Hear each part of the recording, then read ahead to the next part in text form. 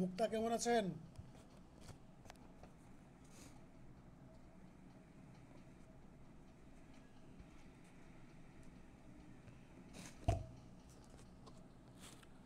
মুক্তা ভালো আছেন? জি স্যার। জি স্যার, ভালো আছি। আপনি ভালো আছেন? আলহামদুলিল্লাহ ভালো আছি।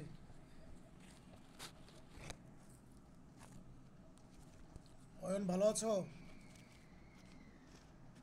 আসসালামু আলাইকুম স্যার। জি স্যার।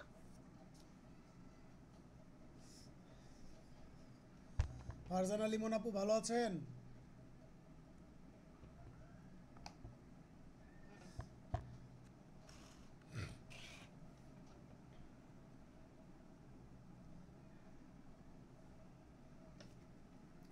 নরিন আপু ভালো আছেন? আসসালামু আলাইকুম স্যার। জি, ভালো আছি। আপনি ভালো আছেন? আলহামদুলিল্লাহ ভালো আছি।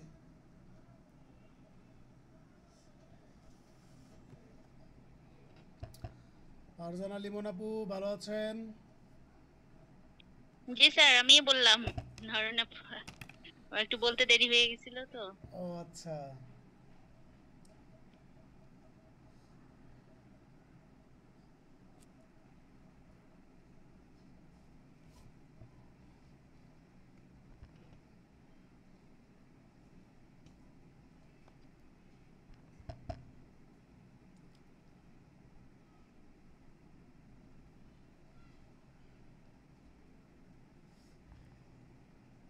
আপনাদের সবার পড়ালেখার কি অবস্থা বলুন তো এক এক করে।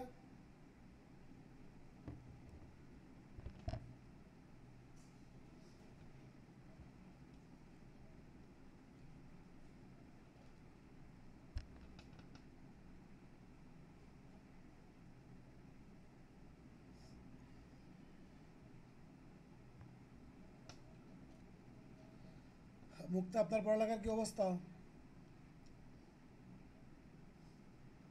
জি স্যার, ভালো। এটা কিন্তু মন চায় না পড়লে ভুলে দেখি। বেশি পড়বেন বেশি ভুলবেন। সমস্যা।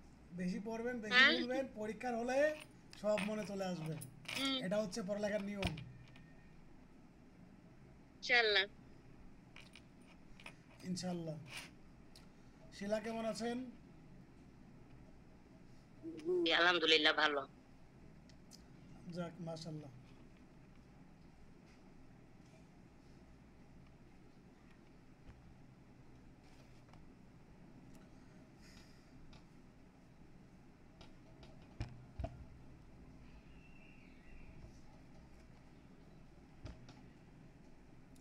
আপনাদের ফৌজদারি কার্যবিধি সংশোধনী লেখা অর্ধেক হয়ে গেছে, আর অর্ধেক আমি লিখে আপনাদের দিয়ে দিব আমি।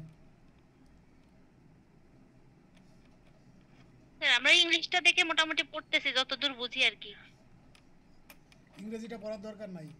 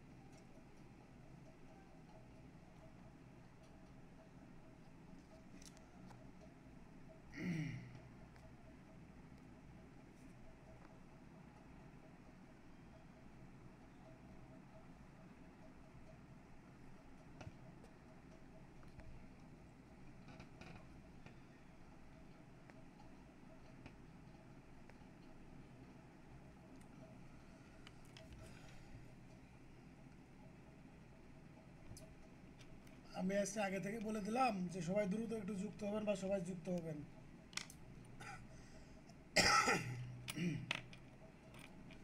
উপস্থিতি এতে কম হইলে তো সমস্যা।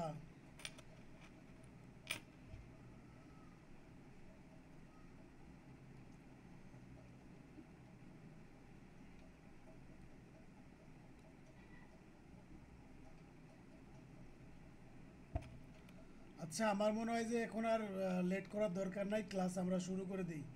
রুকসানা আপু ভালো আছেন? রুকসানা আপু ভালো আসসালামু আছেন? আলাইকুম। আছি, আল্লাহ রাখছে, আলহামদুলিল্লাহ। চলছে একটু, এই তো আমাকে ক্লাসটা করে নি একটু। ও, সময় কম তো আপনারা রাখতে বাদ ভালো আছে। দিবেন না, ক্লাস এক বাদ দিলে পারে। বুঝছা? আর জি। এখানে ফৌজদারি কার্যবিধি পড়াচ্ছি, ফৌজদারি কার্যবিধি আপনার একটা ক্লাসও মিস দেওয়া উচিত না, কারণ আপনি বলছিলেন যে ফৌজদারি কার্যবিধি আপনার একটু সমস্যা জি। মনে হয়। জি, সমস্যা, আমার সমস্যা আছে, জি জি, সমস্যা। আচ্ছা জি। আমি শুরু আপনি করে দিই, ভালো ঠিক আছে? আছেন? আলহামদুলিল্লাহ জি। ভালো আছি। জি। আচ্ছা আমি ক্লাস শুরু করে দিই, ঠিক আছে? এখন আর অপেক্ষা না করি, যে আসার সে পরবর্তীতে জি, আসবে। স্যার। দেখেন,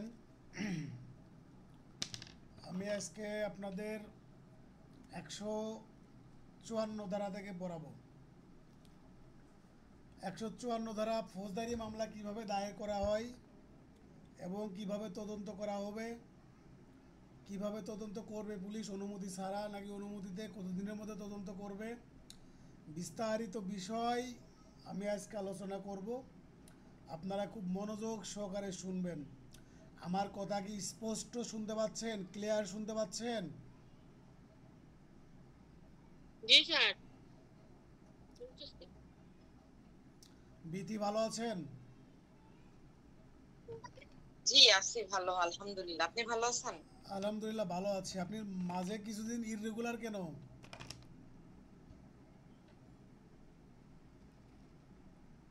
আসলে আমার ফ্যামিলির না সবাই একে একে অসুস্থ হয়েছে। ও আমার আচ্ছা বাচ্চা আচ্ছা। থেকে শুরু করে বাপ মা ভাইয়ের ছেলে ভাবি সবাই বাজে অবস্থায় গেছে টানা। ও আচ্ছা আচ্ছা। যাক, ফি আমানিল্লাহ, আল্লাহ পাক আপনাদের সুস্থতা দান করুক। ঠিক আছে, আমি ক্লাস শুরু করে দিই, ঠিক আছে? শারমিন লেট করেছে। আচ্ছা, ঠিক আছে। দেখেন, ফৌজদারি মামলা দুইভাবে দায়ের করা যায়। আজকের ক্লাসটা খুব মনোযোগ সহকারে শুনবেন। ফৌজদারি মামলা দুইভাবে দায়ের করা যায়। একটা হচ্ছে থানাতে গিয়ে বা পুলিশের কাছে, আর একটা হচ্ছে আপনার ম্যাজিস্ট্রেটের কাছে, মানে আদালতে। আদালতে মামলা দায়ের করা যায়। তাহলে ফৌজদারি মামলা কয়ভাবে দায়ের করা যায়? দুইভাবে মামলা দায়ের করা যায়। একটা হচ্ছে নিকটস্থ থানাতে বা পুলিশের কাছে, আর একটা হচ্ছে ম্যাজিস্ট্রেটের কাছে। ম্যাজিস্ট্রেট বলতে বিচারক বোঝাচ্ছে, আমলি আদালতে মামলা দায়ের করতে পারবেন। এখন পরবর্তী কথা হচ্ছে, এই যে আপনাদের থানাতে বা পুলিশের কাছে যে মামলা দায়ের করা হয় সেটাকে বলা হয় আমরা জিআর মামলা। আর ম্যাজিস্ট্রেটের কাছে যে মামলা দায়ের করা হয় বা আদালতে যে মামলা দায়ের করা হয় সেটাকে সিআর মামলা বলা হয়। জিআর বলতে বোঝাচ্ছে জেনারেল রেজিস্ট্রার, আর সিআর মামলা বলতে হচ্ছে কমপ্লেন্ট রেজিস্টার্ড। এখন এইটা আপনারা একটু পরে যে ক্লিয়ার হয়ে যাবেন। এখন আমি পরবর্তী ধাপে যাব, সেটা হচ্ছে এজাহার কাকে বলে। এজাহার কাকে বলে? দেখেন, এজাহার আর এফআইআরের মধ্যে সূক্ষ্ম একটা পার্থক্য আছে, যে পার্থক্যগুলো আমি মনে করি যে এখন পর্যন্ত হয়তো আপনারা অনেকের কাছে শুনেন নাই বা সেটা বুঝতে পারেন নাই। এজাহারটা হচ্ছে যে যখন কোনো থানাতে, এজাহার এফআইআর থানাতে, এই শব্দগুলো থানার সাথে কানেক্টেড। কোনো থানাতে, নিকটস্থ কোনো থানাতে কোনো ব্যক্তি মৌখিকভাবে বা লিখিতভাবে যে অভিযোগটা দায়ের করে, যেমন ধরেন মুক্তা বলল থানাতে গিয়ে যে আমার মোবাইল হারায় গেছে, বা মুক্তা বলল যে অমুক ব্যক্তি ক নামের এক ব্যক্তি আমার কিছু ছবি নিয়ে ফেসবুকে ছাড়তেছে এবং আমাকে ব্ল্যাকমেল করতেছে। এই কথাটা মুক্তা থানাতে গিয়ে মৌখিকভাবেও বলতে পারে, আবার লিখিতভাবেও বলতে পারে। এখন মুক্তা লিখিতভাবে বলুক অথবা মৌখিকভাবে বলুক, এই মুক্তার এই অভিযোগটা থানার যে ভারপ্রাপ্ত যে কর্মকর্তা থাকবে তার কাছে বলার পরে তখন এই আপনার মুক্তার এই অভিযোগটা পুলিশ, তাদের যে পুলিশ বুক আছে এই বুকে কি করবেন? লিপিবদ্ধ করবেন। এই যখন লিপিবদ্ধ করবেন, এই লিপিবদ্ধ করাকেই বলা হচ্ছে এফআইআর। এই যে আপনার আপনার যে অভিযোগটা দায়ের করলো মৌখিক এবং লিখিতভাবে, এই এজাহারটা কিন্তু আপনার থানাতে তখন এন্ট্রি হয়নি।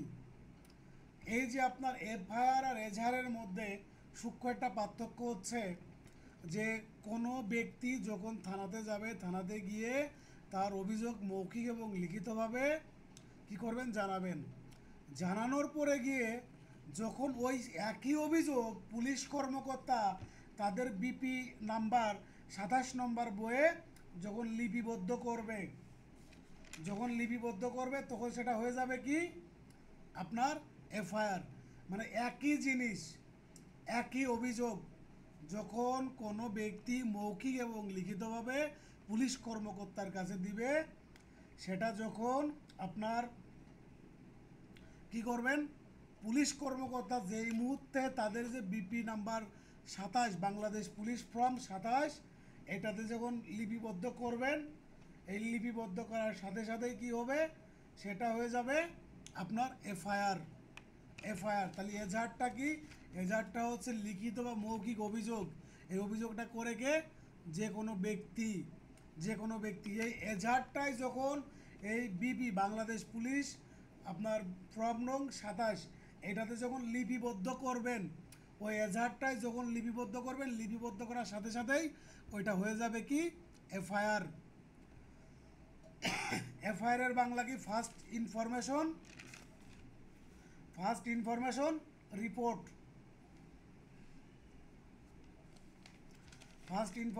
রিপোর্ট। ঠিক আছে, এই পর্যন্ত বুঝতে পেরেছেন?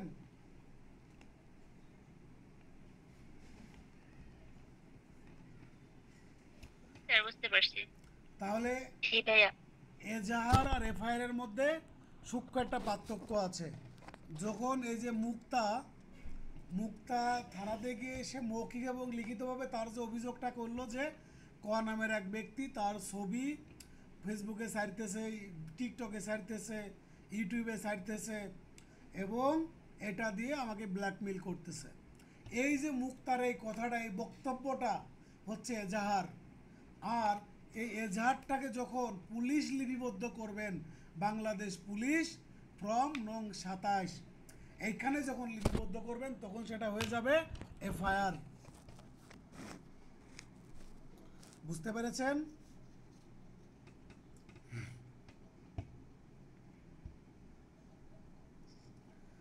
এই এফআইআর এ স্বাক্ষর করবেন কে?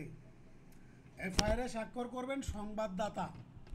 এখানে সংবাদদাতাকে, সংবাদদাতা হচ্ছে মুক্তা হচ্ছে সংবাদদাতা। তারপরে চলে যাব আমরা আমলযোগ্য অপরাধ। তাই আমরা এখানে কি কি পাইলাম, যে এফআইআর কাকে বলে, এজাহার কাকে বলে। এখন আমরা চলে যাব আমলযোগ্য অপরাধের সংবাদ। যখন কোনো সংবাদদাতা কোনো আমলযোগ্য অপরাধ সম্পর্কে মৌখিক এবং লিখিত ভাবে থানার ভারপ্রাপ্ত কর্মকর্তার নিকট বা অফিসারের নিকট জানান, উক্ত সংবাদটি বিপি ফর্ম নং 27 বাংলাদেশ পুলিশ ফর্ম 27 লিপিবদ্ধ করবেন। এভাবে লিপিবদ্ধ করা তথ্যকে কি বলা হচ্ছে? এফআইআর বলা হচ্ছে। তাহলে আমি তো এটা বললাম। এখন এই এফআইআরটা হবে কোন ধরনের অপরাধের ক্ষেত্রে? আমলযোগ্য অপরাধের ক্ষেত্রে।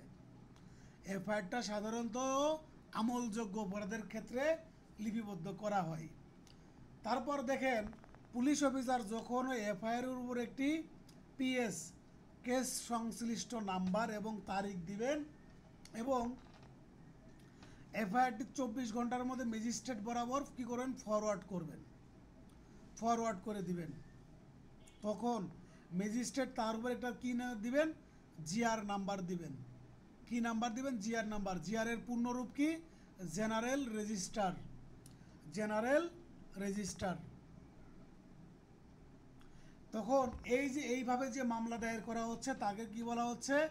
জিআর কেস বা জিআর মামলা। তাহলে জিআর মামলার প্রসেসটা কি?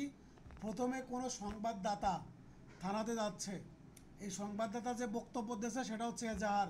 যখন লিপিবদ্ধ করতেছে, লিপিবদ্ধ করার পরে সেটা হচ্ছে এফআইআর। এখন এই যে পুলিশ কি করলো, এটা লিপিবদ্ধ করে 24 ঘন্টার মধ্যে ম্যাজিস্ট্রেটের কাছে ফরওয়ার্ড করবেন। ম্যাজিস্ট্রেটের কাছে ফরওয়ার্ড করার পরে ম্যাজিস্ট্রেট কি করবেন, একটা জিআর নাম্বার দিবেন। এই জিআর নাম্বার যখন বসাবেন, এইভাবে যে মামলা দায়ের করা হচ্ছে সেটা হচ্ছে কি কেস, জিআর কেস বা এফআইআর কেস। জিআর কেস বলেন, এফআইআর কেস বলেন, যেটাই বলেন একই। তাহলে জিআর অবলিক এফআইআর কেস একটু সাইডে লিখে রাখেন। আর ধরেন এই যে জিআর কেস এবং এফআইআর কেস কোন ধরনের অপরাধের ক্ষেত্রে হয়ে থাকে, আমলযোগ্য নাকি আমল অযোগ্য? আমলযোগ্য। আমলযোগ্য। এখন ধরেন আমলযোগ্য অপরাধ কোনগুলো বুঝবেন। আমলযোগ্য অপরাধ হচ্ছে আপনার ফৌজদারি কার্যবিধির যে তফসিল আছে, এই তফসিলে আপনার বর্ণনা করা আছে এবং প্রত্যেকটা অপরাধ লেখা আছে যে এটা আমলযোগ্য, এটা আমল অযোগ্য। এখন আপনারা তফসিল তো আর পড়বেন না, তাই না, পরীক্ষার আগে। তাহলে আপনারা বুঝবেন কি করে? আপনারা সহজ ভাষায় উত্তর করবেন যে যেই অপরাধের তদন্ত পুলিশ ম্যাজিস্ট্রেটের অনুমতি ব্যতীত বা ম্যাজিস্ট্রেটের অনুমতি ছাড়া করতে পারে, সেটাকে আমরা বলবো আমলযোগ্য অপরাধ। আর যেই অপরাধের তদন্ত পুলিশ ম্যাজিস্ট্রেটের অনুমতি ছাড়া করতে পারে না তদন্ত, সেটা হচ্ছে আমল অযোগ্য অপরাধ। এটা হচ্ছে আপনাদের বোঝার খাতিরে, আপনাদের ভালো করে বোঝার জন্য। এখন পরীক্ষাতে যদি আসে তাহলে কি লিখবেন, এই আমার এই কথাটা এটা হচ্ছে 100% কারেক্ট। এর সাথে আরেকটু অ্যাড করবেন যে ফৌজদারি কার্যবিধির তফসিলে যে এই অপরাধগুলো আমলযোগ্য করে উল্লেখ করা হয়েছে সেগুলো আমলযোগ্য, আর যেগুলো আমল অযোগ্য করে উল্লেখ করা হয়েছে সেগুলো আমল অযোগ্য অপরাধ।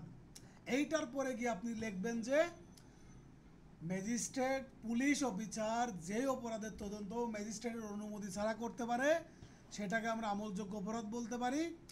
আর পুলিশ ম্যাজিস্ট্রেটের অনুমতি ছাড়া যে অপরাধের তদন্ত করতে পারে না সেটাকে আমরা আমল অযোগ্য অপরাধ বলবো। পুলিশ যেটা করতে পারে না সেটা হলো আমলযোগ্য অপরাধ।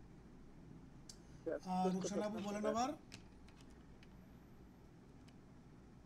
মানে পুলিশ যেটা ম্যাজিস্ট্রেটের ইয়ে ছাড়া করতে পারবে না, সেটা হলো আমল অযোগ্য। হ্যাঁ, আর যেটা আপনার ম্যাজিস্ট্রেটের অনুমতি ছাড়া তদন্ত করতে পারবে সেটাকে আমরা বলবো আমলযোগ্য। আমলযোগ্য। আমল অযোগ্য মামলা একটা উদাহরণ দেন তো। আমল কি অযোগ্য কি মামলা? মামলার আমল অযোগ্য মামলা যেমন ধরেন যে প্রতারণা, তারপরে ধরেন যে আপনার মানহানি, তারপরে ধরেন যে আপনার মিসচিফ। আমল অযোগ্য সাধারণত কম গুরুত্বপূর্ণ এবং যে অপরাধগুলো শাস্তি কম থাকে, মানে স্লাইট পরিমাণ অপরাধ কিন্তু শাস্তি যেমন 1 বছর 2 বছর 3 মাস 6 মাস এই ধরনের যে অপরাধগুলো আছে। এখন এটা কিন্তু আপনার এই রকমের কিন্তু টোটালি কিন্তু এই শুধুমাত্র শাস্তির উপর এটা ডিপেন্ড করে না, শাস্তির উপর ডিপেন্ড করে না। যেমন আপনার এই যে অপরাধমূলক অবৈধ সমাবেশ,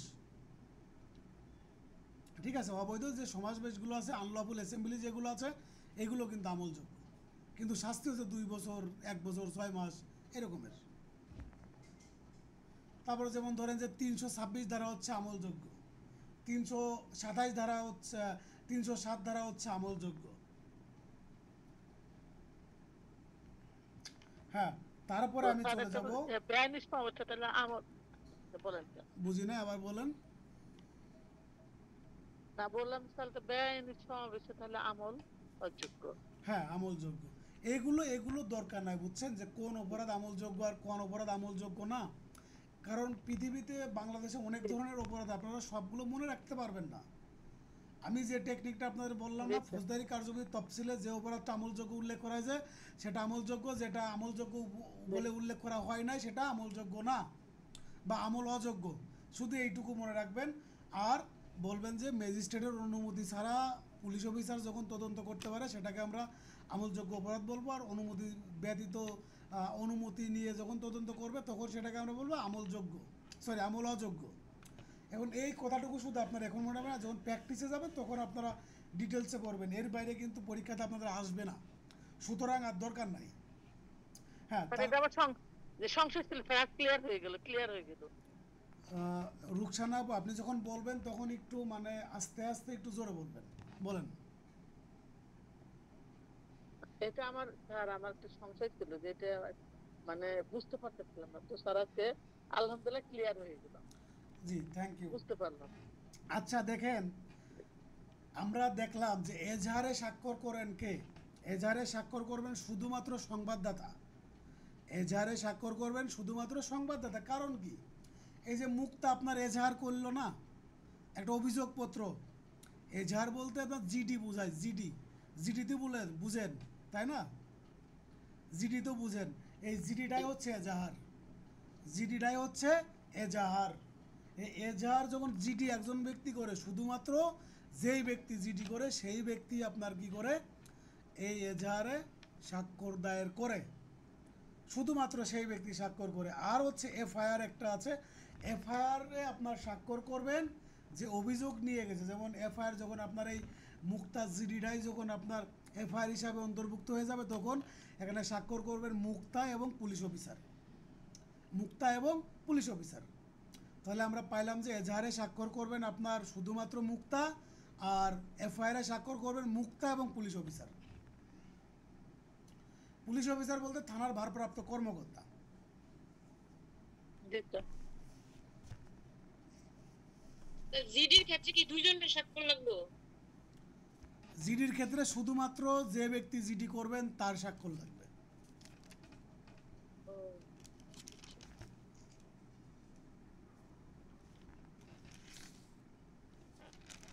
হ্যাঁ, এবার চলে যাব 155 ধারাতে।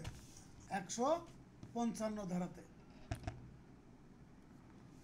দেখেন, সংবাদদাতা আমল অযোগ্য অপরাধের সংবাদ। সংবাদদাতা কোনো আমল অযোগ্য অপরাধ সম্পর্কে, আমরা জানি যে ধরেন মামলা আপনার করা যায় দুইভাবে, একটা হচ্ছে পুলিশের কাছে, একটা হচ্ছে থানাতে, একটা হচ্ছে আপনার ম্যাজিস্ট্রেটের কাছে।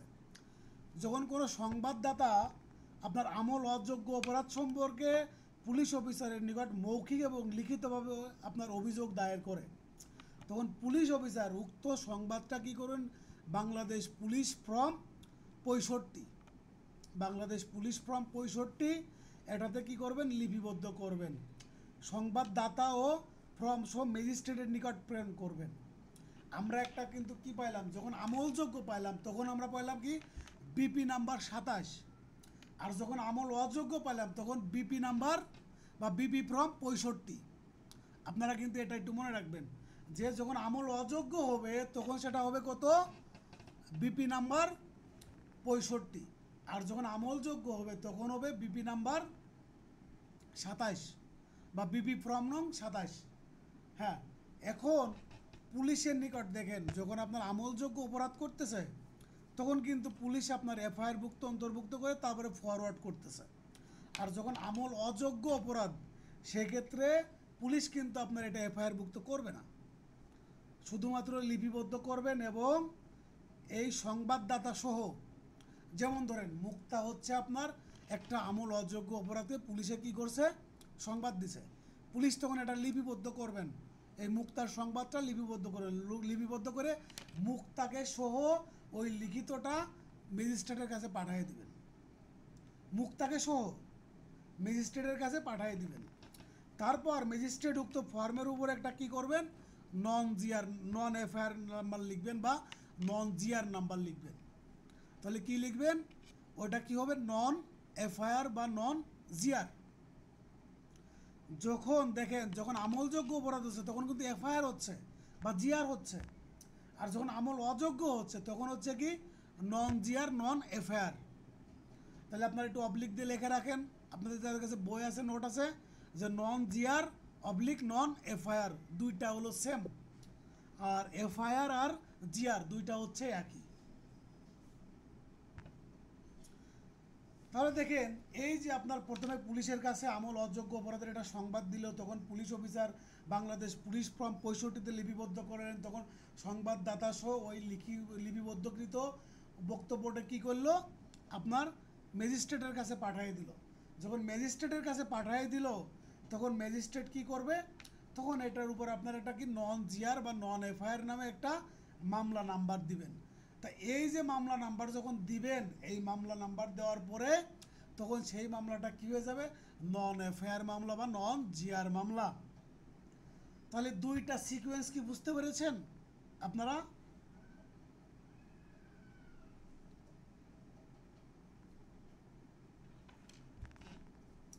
স্যার বুঝতে পারছি। ঠিক আছে, তাহলে এটা হলো আরেকটা স্যার আরেকটা কথা হচ্ছে স্যার, মিস মামলা কোনটা তাহলে? কোনটা? একটা থেকে মানে দেখছি আমি কোর্টে যেতাম তো, মিস মামলা দেখতাম একটা। না না, আপনার কথা আমি বুঝতে পারি না। লিপ মামলা মানে? Miss miss case sir, miss case. Miss case, miss case. জি স্যার, মিসকেস।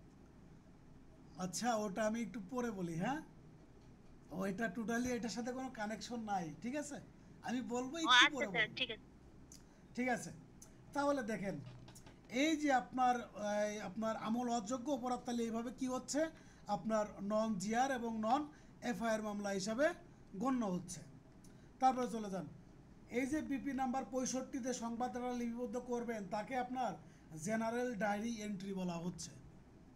সাধারণত কি হয় জানেন, যখন আমল অযোগ্য অপরাধ হয়, এই যে অভিযোগটা দায়ের করলো, জিডিটা দায়ের করলো, এই জিডির উপর ভিত্তি করে একটা মামলা হয়ে যায়। এই মামলাটাকে আপনার কি বলতেছে, আপনার নন এফআইআর এবং নন জিআর মামলা বলা হচ্ছে। নন এফআইআর এবং নন জিআর মামলা বলা হয়।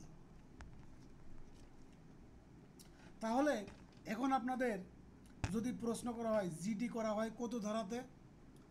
জিডি করা হয় কত ধারাতে বলেন তো? 55 ধারাতে। 155 ধারা।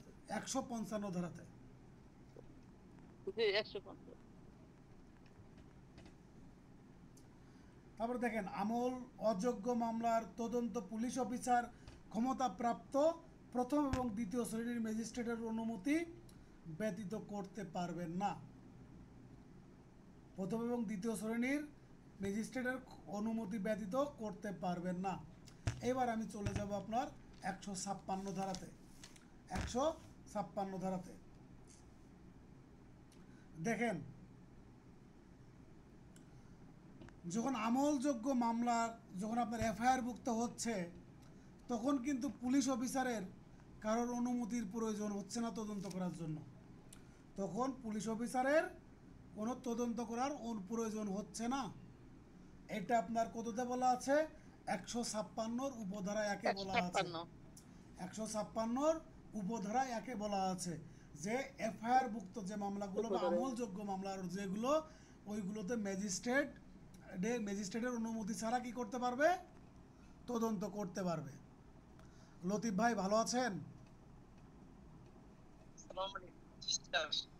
ওয়ালাইকুম আসসালাম। ভাইজান, আপনি খুব ইররেগুলার হয়ে গেছেন ইদানিং। আমরা খুব মানে বিষয়টা আমাকে খুব ব্যথিত করে। রেগুলার ক্লাস করেন না।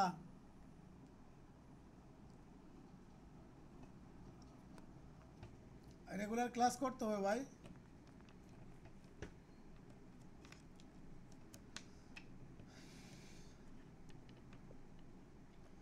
আচ্ছা ঠিক আছে, আমি এবার চলে যাচ্ছি। দেখেন 156-তে তাহলে আমরা কি পাইলাম? 154-তে পারে হলো এফআইআর বা জিআর মামলা। এই 154 এফআইআর বা জিআর মামলার তদন্ত পুলিশ করবেন কত ধারাতে? 156 উপধারা 1-এ। এই উপধারা 1-এ কি করবেন? তদন্ত করবেন। তদন্ত যখন করবেন তখন ম্যাজিস্ট্রেটের কোনো অনুমতির প্রয়োজন নাই। ম্যাজিস্ট্রেটের কোনো অনুমতির প্রয়োজন নাই, কারণ এটা হচ্ছে আপনার আমলযোগ্য অপরাধ। এটা হচ্ছে আমলযোগ্য অপরাধ। তারপরে চলে যাব, দেখেন আমল অযোগ্য অপরাধের ক্ষেত্রে এই 156-তেই বলা হচ্ছে যে আপনার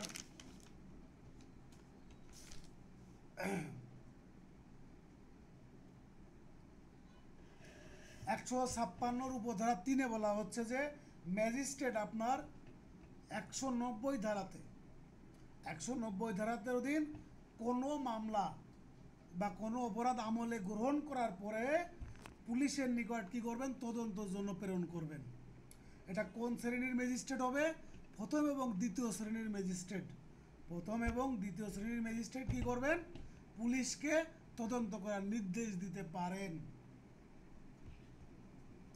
তাহলে দেখেন আমরা পাইলাম যে আমল অযোগ্য যে অপরাধটা সেটা হচ্ছে 156 উপধারা 3, আর আমলযোগ্য অপরাধের তদন্ত করবেন 156 এই যে শুধুমাত্র এই 156 ধারা থেকে আপনাদের উপধারাসহ প্রশ্ন আসতে পারে, তাহলে আপনাদের সেপারেট করে পড়তে হবে কোনটা? 156 এবং 156 তাহলে কিন্তু আপনাদের কিভাবে কোন জায়গা থেকে প্রশ্ন আসতে পারে প্রত্যেকটা পয়েন্ট আমি আপনাদের বলে দিচ্ছি। তাহলে আপনার 156 হচ্ছে আমলযোগ্য অপরাধের তদন্ত এবং 156 হচ্ছে আমল অযোগ্য অপরাধের তদন্ত। 156 আপনার ম্যাজিস্ট্রেটের অনুমতির প্রয়োজন নাই, আর 156 ম্যাজিস্ট্রেটের অনুমতির প্রয়োজন আছে।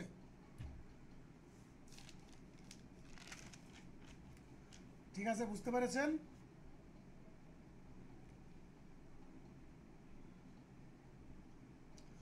আচ্ছা, আপনারা কি এবার এই যে জিআর মামলা, তারপরে আপনার নন এফআইআর মামলা, তারপরে নন আপনার জিআর কেস, এফআইআর কেস, নন এফআইআর কেস, নন জিআর কেস, এগুলো কি বলতে পারবেন এখন?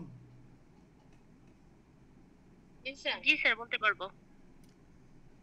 হ্যাঁ, আশা করি বলতে পারবেন ইনশাল্লাহ। আর যদি তারপরেও কোথাও যদি বুঝতে অসুবিধা হয় আমাকে বলবেন। আমি এই যে আপনার 155 2 বলতেছে আপনার আমল অযোগ্য, দাঁড়ান জাস্ট মিনিট, আমি একটু বেয়ার একটা একটু ওপেন করি।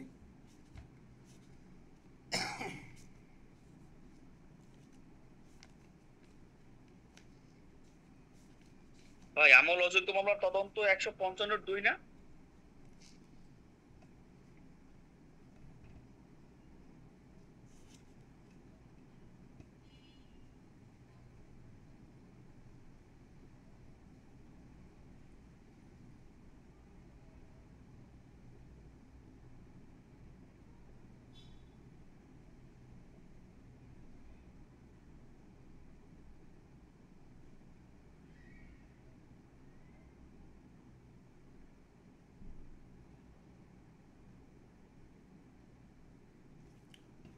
দেখেন এখানে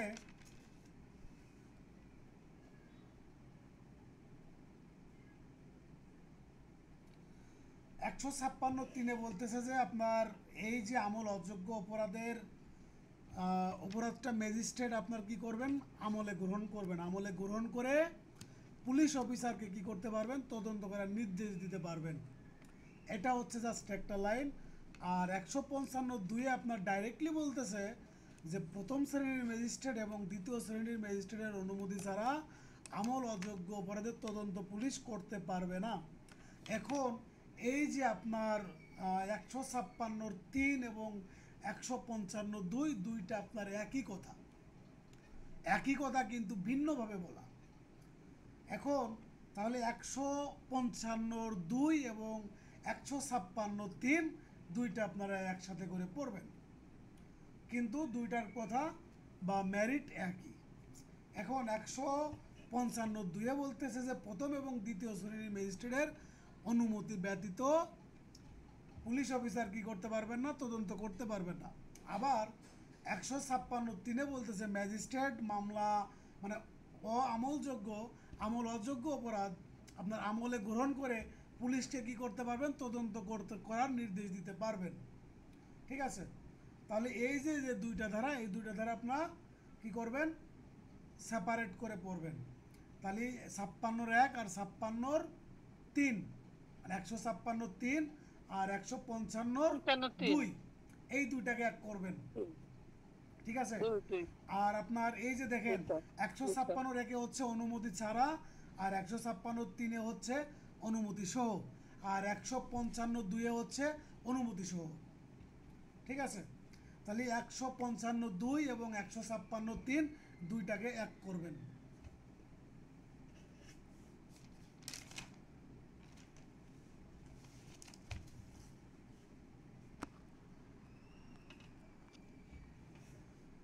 এইবার আমি চলে যাব আপনার 157 ধারাতে, 55, 57 ধারাতে।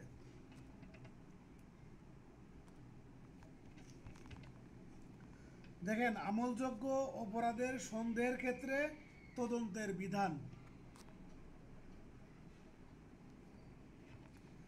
ধরেন কোনো ব্যক্তি আমলযোগ্য অপরাধ করেছে বলে পুলিশের নিকট যদি সন্দেহ হয়, সেক্ষেত্রে বিধান কি? কোনো আমলযোগ্য অপরাধ ঘটেছে বলে থানার ভারপ্রাপ্ত কর্মকর্তার নিকট যদি সন্দেহ হয়, তাহলে উক্ত সন্দেহের ভিত্তিতে ম্যাজিস্ট্রেটের অনুমতি ছাড়াই কি করতে পারবেন? তদন্ত পরিচালনা করতে পারবেন। তাহলে মূল কথা হচ্ছে কি, যে আমলযোগ্য অপরাধ হইতে হবে এবং পুলিশের নিকট সন্দেহ সৃষ্টি হইতে হবে।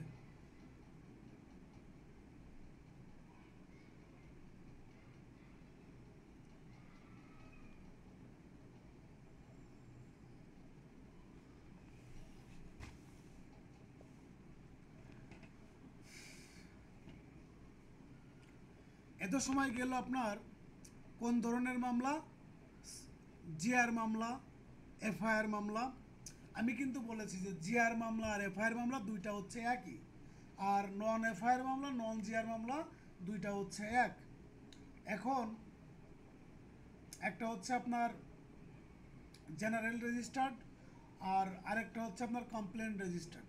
এই দুইভাবে হলো ফৌজদারি মামলা দায়ের করা যায়। পরবর্তীতে আমি এখন সিআর মামলা, এই কমপ্লেন রেজিস্টার্ড, এইটা প্রাথমিকভাবে আলোচনা করে পরবর্তী ধারাতে আমি চলে যাব। আমাদের সেশনটা এখনই শেষ হবে, আমি লিঙ্ক দিব, যতজন আছেন সবাই যুক্ত হবেন, দ্রুত আসবেন, হ্যাঁ।